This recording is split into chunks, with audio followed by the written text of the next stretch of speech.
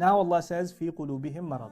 In their hearts, there's a disease. Because when you say, مَا يَشْعُرُونَ, they have no sense, they have no realization, they have no feeling. All of these are meanings of shu'ur. To feel something, to sense something. And actually our masha'ir and our shu'ur includes things like fear, shame, guilt. All of those are masha'ir. And those feelings are where? In the heart. So when Allah says they have no realization, then immediately the question arises, how can they have not any realization? Don't they have hearts? And the answer comes immediately, eloquently in the Quran, فِي قُلُوبِهِمْ مَرَضٌ. They have a disease in their hearts. When you have a disease in your heart, like, for example, some people have a disease and their senses die out in some parts of their skin. There are people who have had kind of surgeries in some part of their bodies. They can touch it, poke it. I don't feel anything. This is مَا يَشْعُرُونَ. Allah says, فِي قُلُوبِهِمْ مَرَضٌ. In their hearts there's a disease. The first disease is that which keeps them from realizing anything. Others argue if you keep track of the ayat, the first disease mentioned in these ayat was raib. ذَلِكَ الْكِتَابُ لَا رَيْبَ فِيهِ. So their ultimate disease they have is they're doubtful. They're not even sure about this Islam thing. That's the disease they allowed to foster inside of themselves. The other beauty of this ayah, Allah Azza wa Jal didn't say فِي صُدُورِهِمْ مَرَضٌ. He said فِي قُلُوبِهِمْ مَرَضٌ. There's a big difference between sudur and qulub. Let me explain that to you. I think most of you know Surah An-Nas. الَّذِي يُوَسْوِسُ فِي صُدُورِ النَّاسِ. We don't say الَّذِي يُوَسْوِسُ فِي قُلُوبِ النَّاسِ. If it said قُلُوبِ النَّاسِ, you would have translated the one who whispers in the hearts of people. That's not what it says. It says the one who whispers in the chests of people.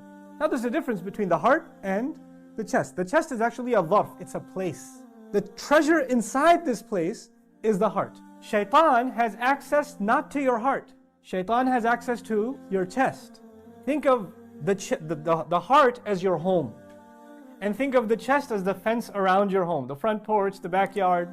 Shaitan has access to your property, but he can't walk in until you open the door. The heart is your home, and that's locked. You can't let him in. But he will come and knock. Hey, you want to listen to something? Hey, I got something for you. Our job is to sense when Shaitan is knocking on our hearts. Because he's close, he's in the chest. He is in the chest. And he will whisper in the chest. And when someone's knocking on the outside, can it be heard inside? Yeah. And the thing is, sometimes when people knock, you can shoo them away, and sometimes people knock, and what happens? You open the door. If you open the door enough times, he moves in. And when an outsider moves in, they start redecorating the place. You understand that, right? And so what happens is, if you don't let him in, you have your own sense of what is beautiful. You have your own sense of what is good and what is not, which colors are nice, what furniture is nice. But when you let the intruder move in, you come one day and the walls are pink and the furniture is green, and all the plates are purple. And what just happened here? Well, this is my taste. This is what I like. He's turned the kitchen into a living room and the bathroom into a guest room. And you're like, what is going on here? Why am I telling you this? Because if you let Shaitan inside of your heart, inside of that home, then what used to be beautiful becomes ugly, and what used to be ugly becomes beautiful. And that's why Allah says, وَزَيَّنَ لَهُمُ الشَّيْطَانُ أَعْمَالَهُم. Shaitan beautified their deeds for them. Shaitan cannot make anything ugly beautiful to you until he is where? Inside of your hearts. Now Allah says here, فِي قُلُوبِهِمْ مَرَضٌ. In their hearts there's a disease. This is a problem. Because it's not limited outside to the chest, now it's made its way into the heart. Now if an intruder comes into your heart, into your home, what are you supposed to do? As soon as you realize this was a bad idea, you're supposed to kick him out. So sometimes we do listen to Shaitan, don't we? Sometimes we do open the door. And the moment your realization hits you, what should you do? أَعُوذُ بِاللَّهِ مِنَ الشَّيْطَانِ الرَّجِيمِ. You seek refuge, you kick him out. You push him away. That's what you're supposed to do. But if you allow him to stay in, and you allow him to cook his way, and you allow him to stink up the place, then you know what? You're going to start getting sick. So now there's a disease inside of their hearts.